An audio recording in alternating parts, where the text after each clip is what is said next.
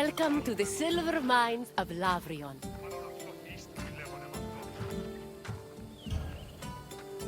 The mines make me nervous. All those fumes can't be safe to inhale day in and day out. The Lavrion silver mines were discovered between Thorikos and Cape Sunion, near Athens. They were rich in the mineral galena and provided Athens with much of the silver necessary to mint its currency. Because of this, the mines were invaluable to the city, and the resources they provided helped turn Athens into one of the most powerful states in Greece. We will meet again after you've seen what the mines have to offer. Farewell for now, wanderer.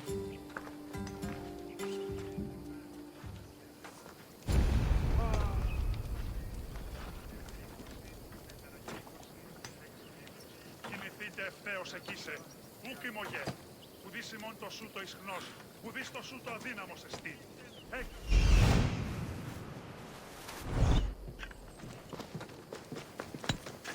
Κίνης αυτόν. Κίνης αυτόν. Που μέλη μη τίνος πατρός τέχνικας. Μη δεις οκνη...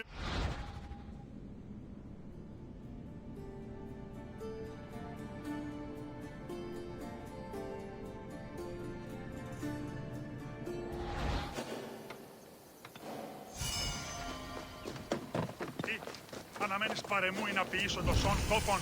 Πυθίκον συμμορία ικανοτέρε.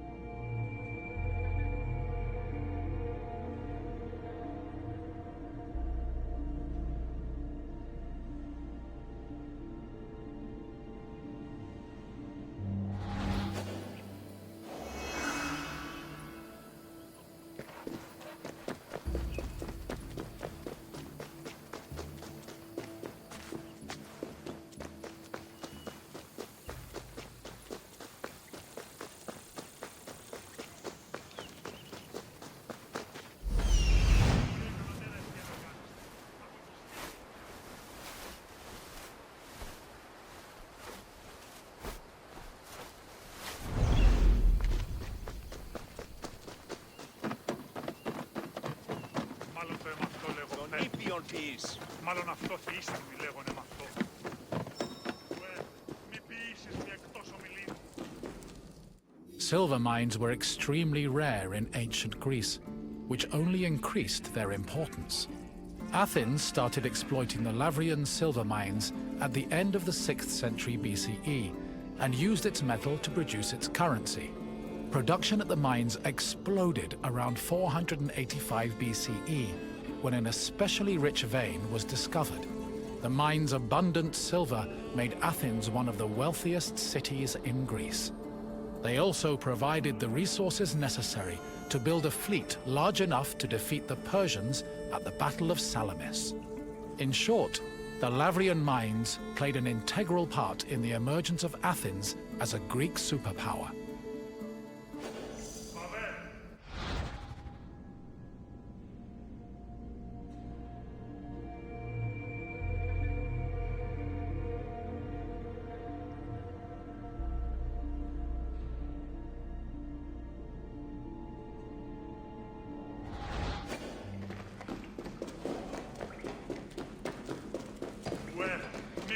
Exploiting the mine's resources required a lot of labor. To meet this requirement and save on cost, Athens leased out mining concessions to its citizens, who had their slaves to do most of the work, alongside poor day laborers. In the 5th century BCE alone, there were anywhere from 10,000 to 30,000 people toiling in the mines of Lavrion.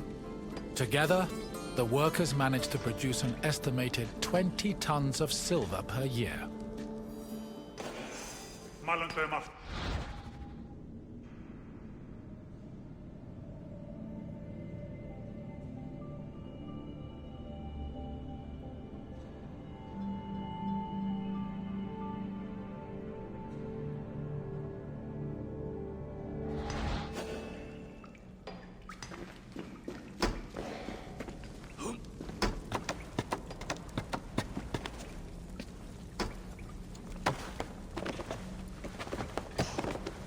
Βαβέ, τούτους τους όνους μαστιγού, τα καταπαύστος μαστιγού. Ουε, μη ποιήσεις μη εκτός ομιλήν. Mining in Lavrion was a two-step process. First, the ore was extracted, and then it was refined. It took about 16 kilograms of raw ore to produce a single pure silver drachma of about 4 grams. Recovered artifacts from the mines provide some insight into the specifics of the mining process. Galleries were dug to follow the veins of ore. They were small and did not offer much space for the workers. They were also hand-cut, and it's believed that it took whole days to dig only a few centimeters. Once the galleries finally reached the veins, the ore was extracted and then crushed on mortar stone to prepare it for washing.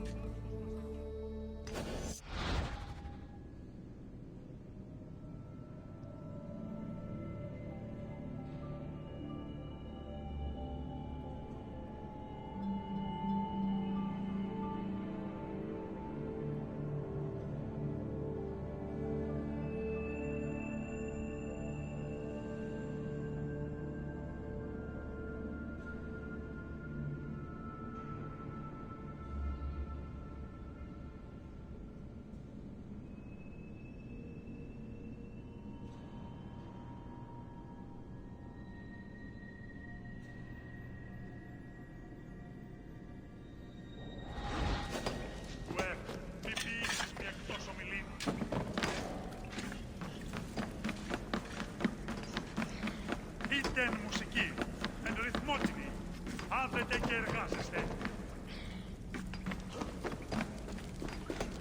Κουκούν, γρηγορείτε παιδες.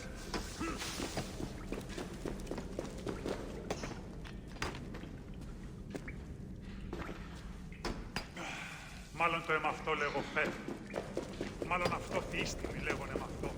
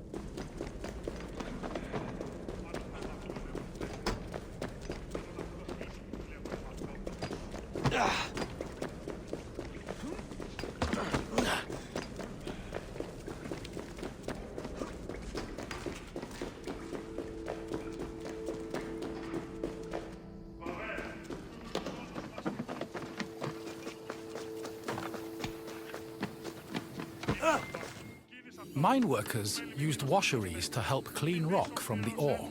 The washing process required a large supply of water, but Lavrion was an infamously dry region. To compensate, Cisterns were built in the mining area to collect and conserve seasonal rainwater. Once enough water had accumulated, workers poured it into wooden troughs containing rock and ore.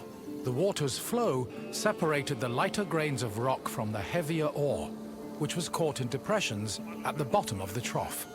The newly cleaned ore was collected for refinement, and the water was redirected back into a tank to be reused later.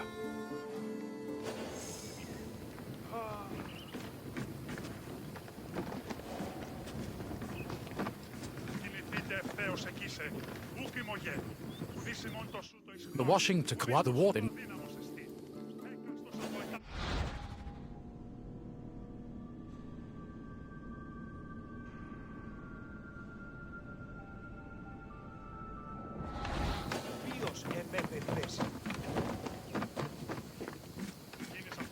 Κίνης αυτόν, που μέλη μη τίνος πατρός πνεύτικας, μη πίσω κληρός ένθα. Τι, αναμένεις παρεμού ή να ποιήσω το σον κόκκον, πυθίκον συμμορία ικανοτέρας και αναγκάζεστε. Αγωγιστήδη.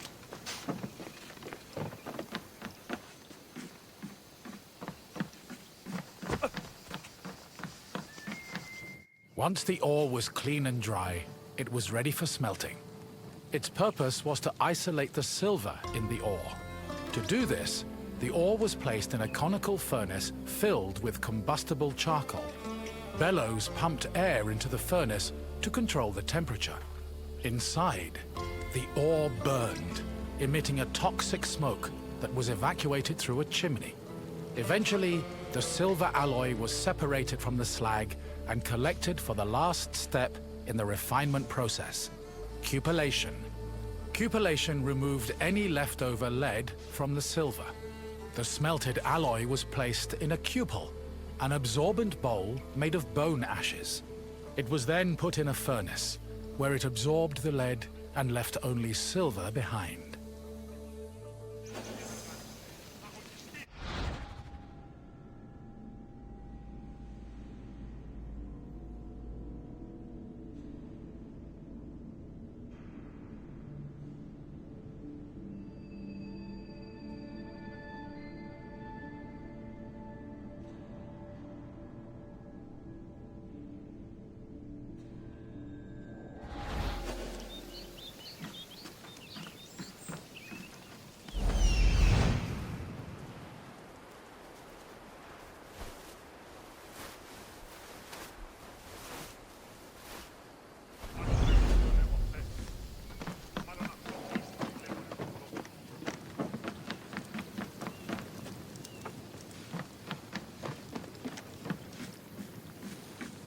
While the mines of Lavrion belonged to Athens, the city frequently leased them to private citizens who exploited the site for anywhere from 3 to 10 years.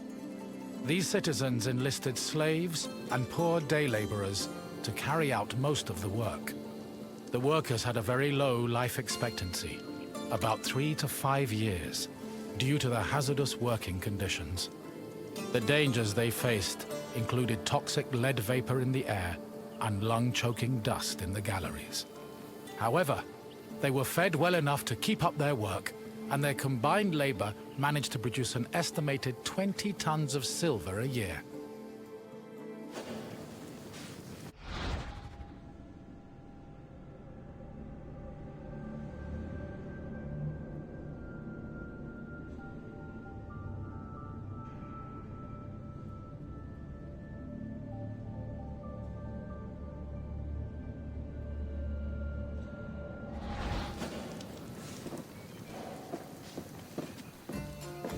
I hope you enjoyed your trip through the mines.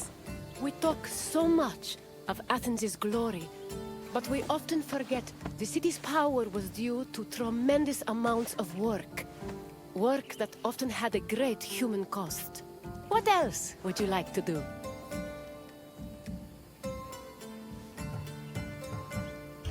Excellent. Let's begin. What was the last step in the silver refinement process? Smelting isolated the silver in the ore, but it was not the final step in refinement. Try another answer. Yes, capellation removed any remaining lead, leaving only the silver behind. Now, for the second question. How did workers acquire water for the ore washing process?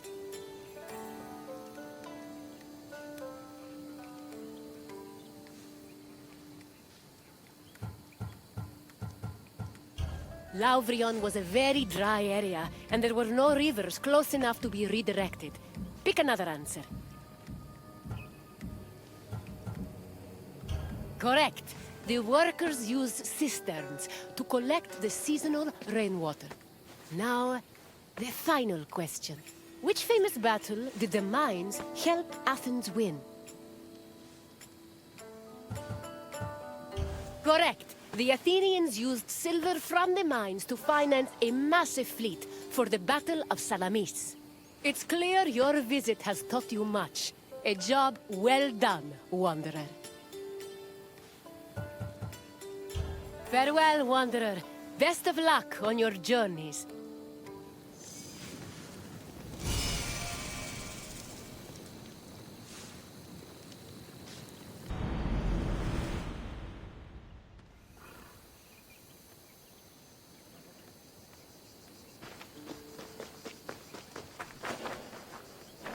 Welcome to the Gymnasium of the Kinosaries, one of the many places where philosophers came to enrich the mind and enlighten the spirit.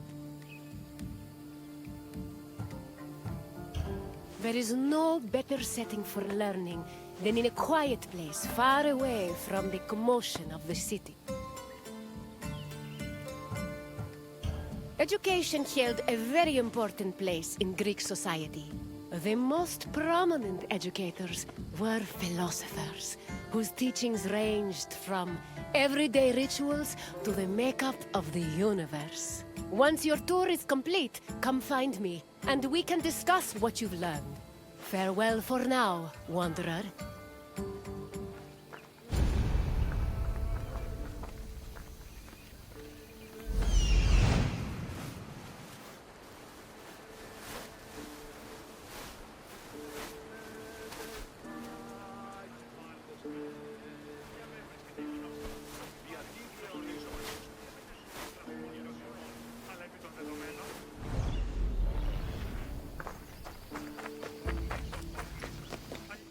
Philosophy comes from the Greek word philosophia, or love of wisdom. This concept was in direct contrast with philochromatia, love of money, and philotimia, love of honor. As of the second half of the 5th century BCE, Athens was known as Greece's capital of philosophy. Due to the rise of democracy, there was an increasing need for education beyond the basic subjects of elementary school. Athenian citizens needed to be able to participate in various functions of the democratic state, such as being elected for office, proposing new laws, engaging in military decisions, or simply defending their rights.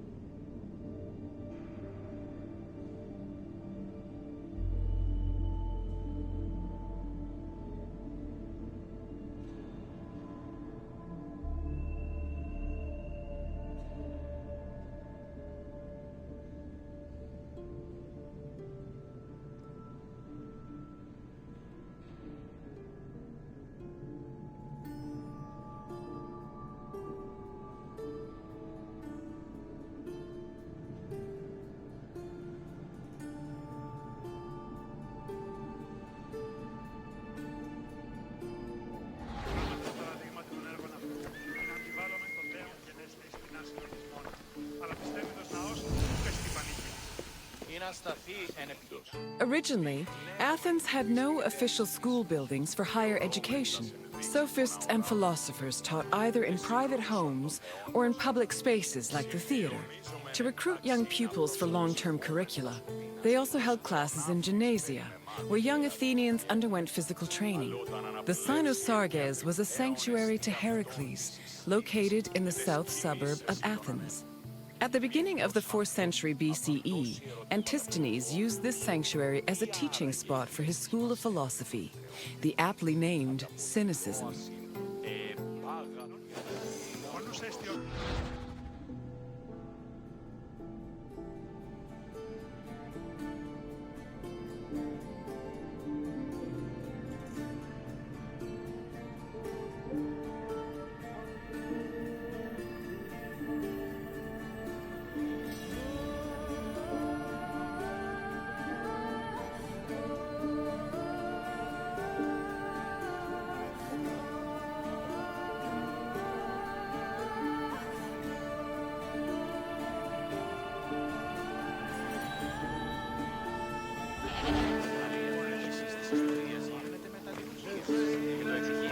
Αυτό εστί η ιστορία ταύτη. Ο εχέφρον αναγνωρεί. Τούτο εστί το όργανο. Any free citizen was allowed to involve themselves in the Athenian democratic process. However, to truly influence the flow of politics, their speech and rhetoric skills had to be impeccable. As a result, many sophists taught subjects like logic, reason, and eloquence. These were meant to help students achieve arete, or excellence. But this specific concept of excellence was often challenged, especially by other philosophers. For example, Plato, Socrates, and Isocrates preferred a more moral approach and argued that rhetoric should be used as a means to serve the greater good.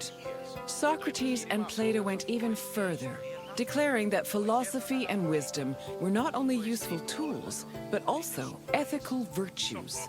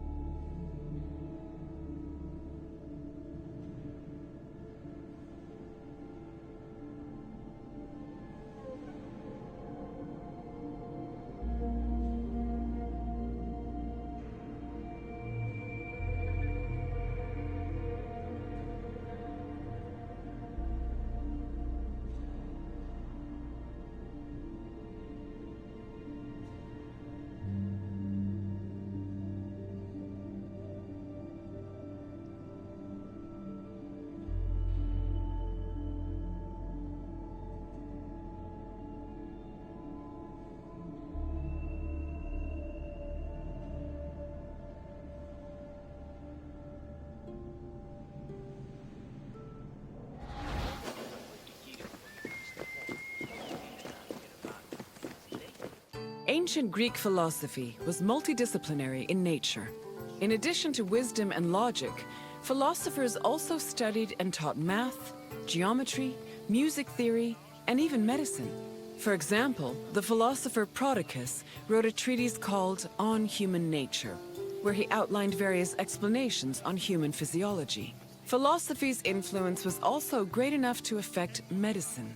Hippocratic physicians were known to incorporate philosophical ideas into their work, and the treatise On Airs seems to be influenced by pre-Socratic theories on air being the first principle of the universe.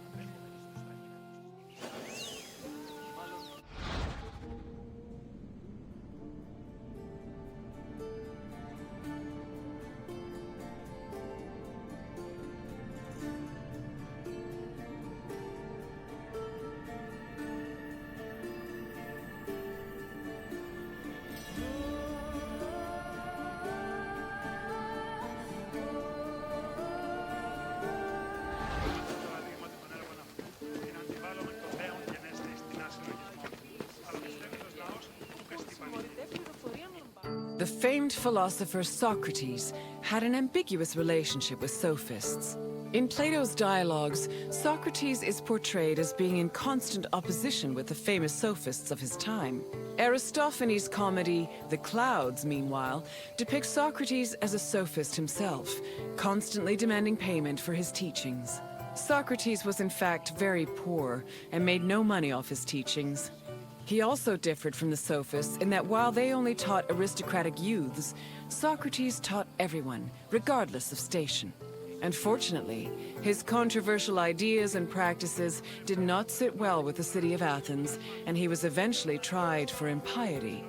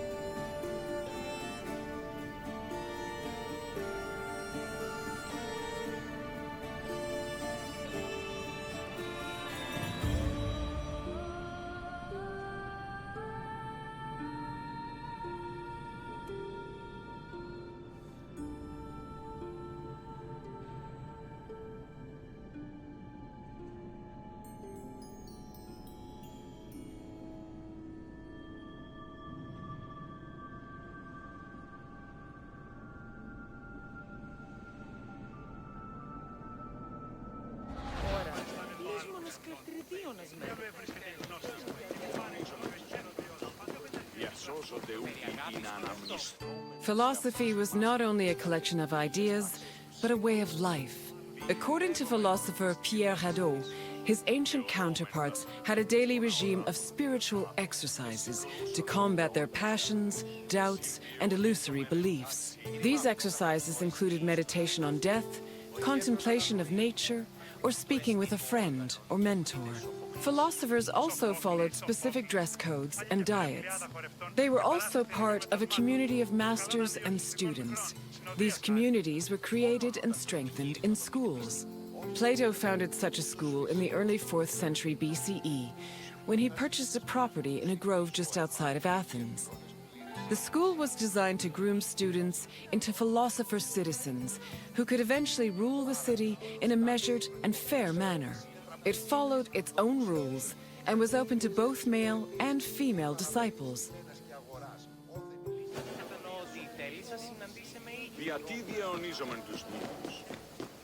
I can tell by the crease in your brow that you're already puzzling over the new things you've learned. Don't be embarrassed. Even the wisest among us need to ask questions before they search for answers. Is there anything else you'd like to do? You wish to test your wisdom? Very well. Let's see how you compare to the great philosophers. The first question is an easy one. What does philosophia mean? Correct. Philosophia referred to the love of wisdom. Time for the next question. The Kynosarges was a sanctuary dedicated to which Greek hero? Correct. It was the mighty Heracles. Now, for the last question. Which play by Aristophanes portrayed Socrates as a sophist?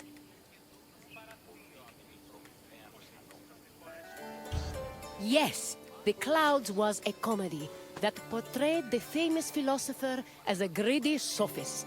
Plato even believed that this caricature contributed to his mentor's eventual trial and execution. Well done, Wanderer. Even Socrates would be impressed by the depths of your wisdom. As you wish, Wanderer. Safe travels.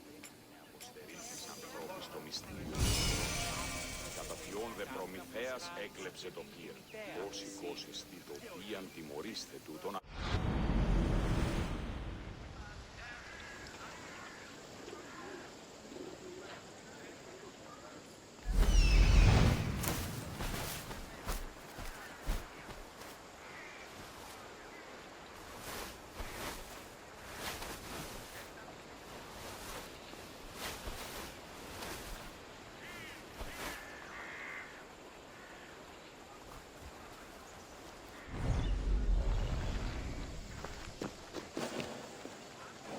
Greetings, Wanderer. It is my pleasure to introduce you to a unique tour.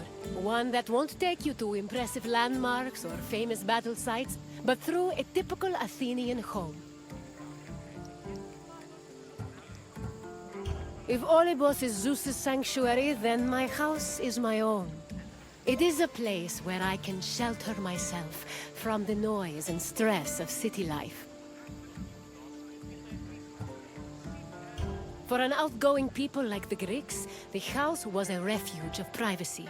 Inside, they could escape from the constant demands of civic life to enjoy the simple pleasures of family life. Look for me when you are done, and we can discuss the things you've seen. Farewell for now.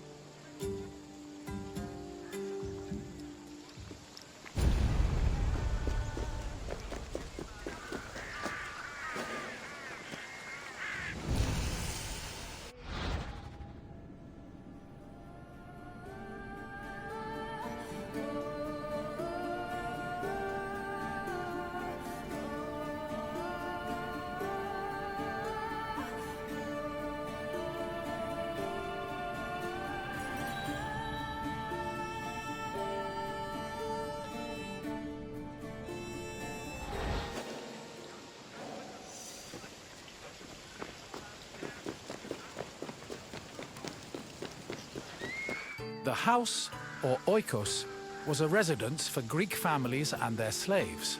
Contrary to modern houses, which look outward, the Greek household was built to look inward on a courtyard. The courtyard was the house's central fixture. It was the building's main source of daylight, and also the location of religious altars dedicated to worship. The building itself was made up of familiar accommodations, including bedrooms, storage rooms, a kitchen, and a living room.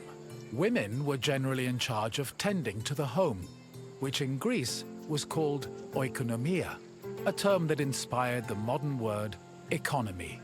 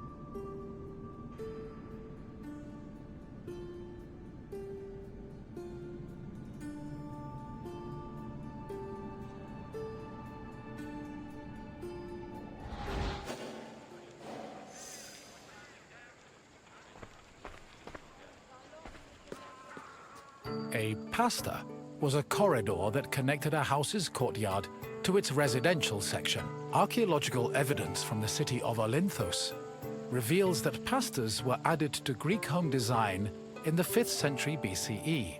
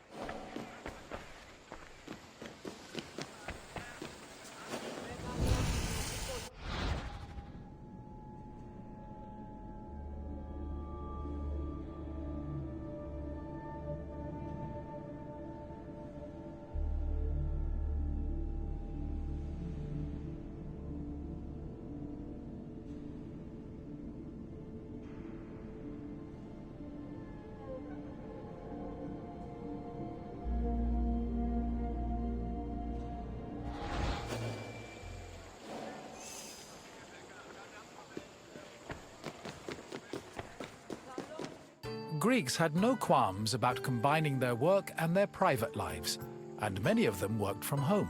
Artisans like blacksmiths, sculptors, and potters often had workshops in their houses. Some even operated small stores to sell their work. Similarly, doctors were known to treat patients in special offices located in their homes.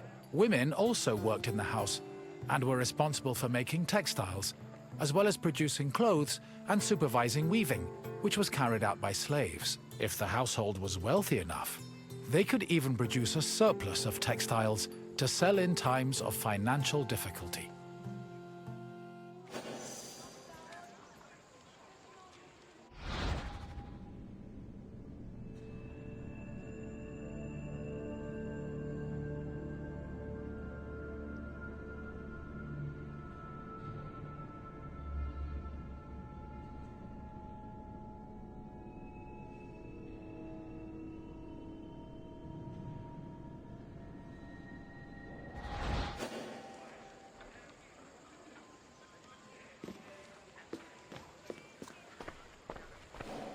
The inner courtyard was the nexus of the house. Functionally, it allowed air to circulate and also provided access to most of the rooms. It also sometimes housed a well or a cistern that collected rainwater. In the center of the courtyard was an altar to Zeus Herkios, who served as the protector of the household. Women would often use the space to sew and cook, while children used it as a play area. Furthermore, if the family had pets or animals, the courtyard was where they were allowed to run free.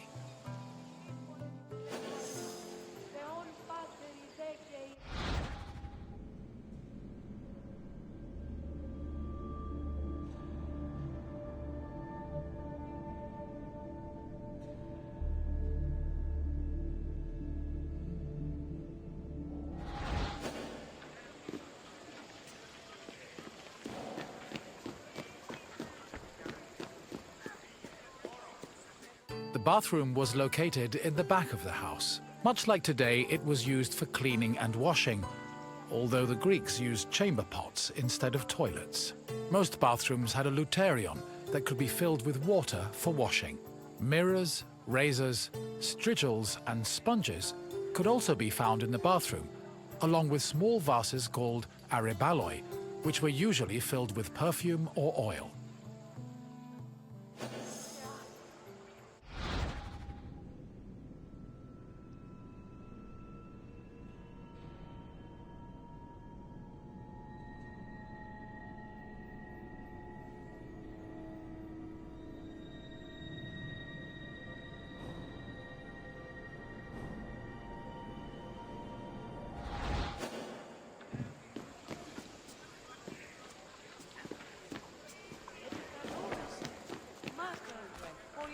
Greek homes had kitchens where the family's meals were prepared.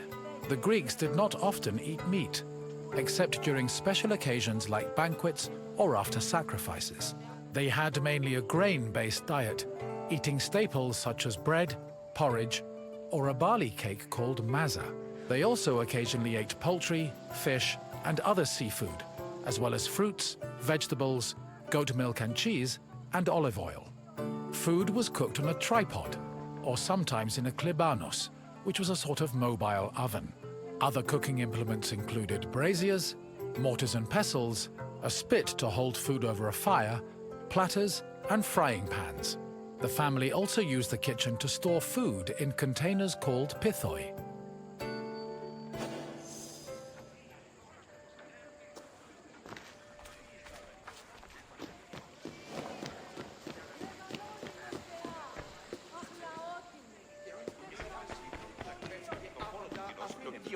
Symposia were major social institutions in Greece.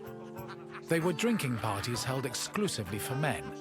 The party took place in the men's section of the house, the andron, where residents and guests reclined on special couches called klinai.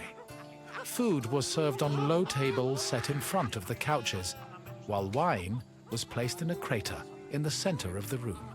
During a symposium, men drank, sang, had philosophical discussions, and played games like kotobos. Musicians, dancers, and even courtesans were often welcomed to attend as well. However, wives and daughters were always excluded. Και συνάπτεις πυκτός δακτύλους του επί το χώλο του κοινός και ο κύων μου κίνηται.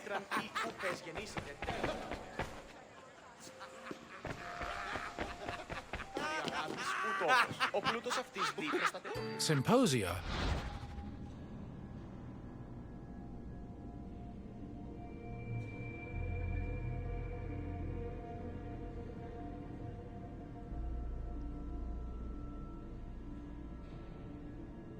a major social party food Μάλλον ιδιωτικό. ή ξένος. Πίστα όταν η μύτη ή κλιμήρη.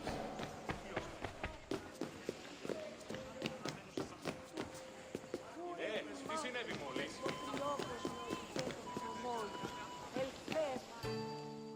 The Pyrgos, or upper stories, was the women's quarter of the house, where they could pursue their activities and observe the city without being seen themselves. The rooftops were also used in a special rite called the Adonia, a private celebration held in honor of Adonis, which was reserved for women. At the beginning of spring, women filled terracotta pots with soil and lettuce seeds, then climbed a ladder to place the pots on the rooftop. These pots served as the women's very own Gardens of Adonis.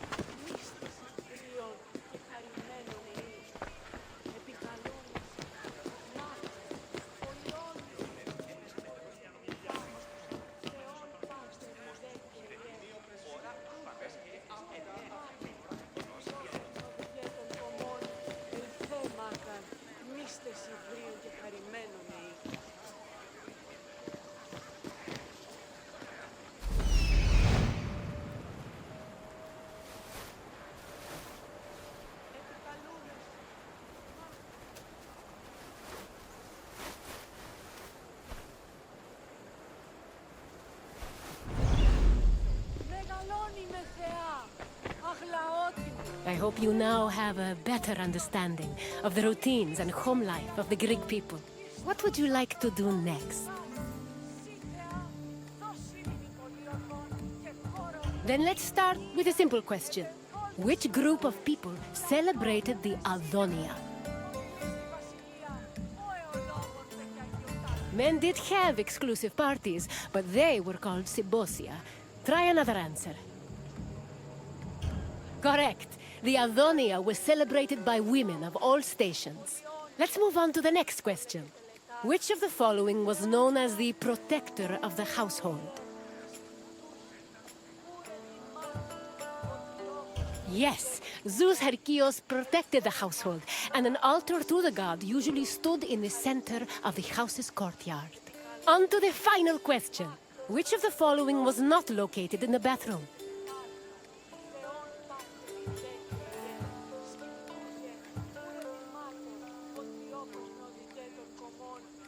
Strigils were often found in Greek bathrooms, where they were most likely used to remove sweat before bathing.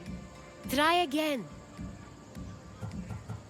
I'm afraid mirrors were quite common in bathrooms. Keep trying. Correct! The Klivanos was a mobile oven usually found in the kitchen. It seems you really know your way around Greek homes. Well done, Wanderer. Farewell, Wanderer, and thank you for visiting my city.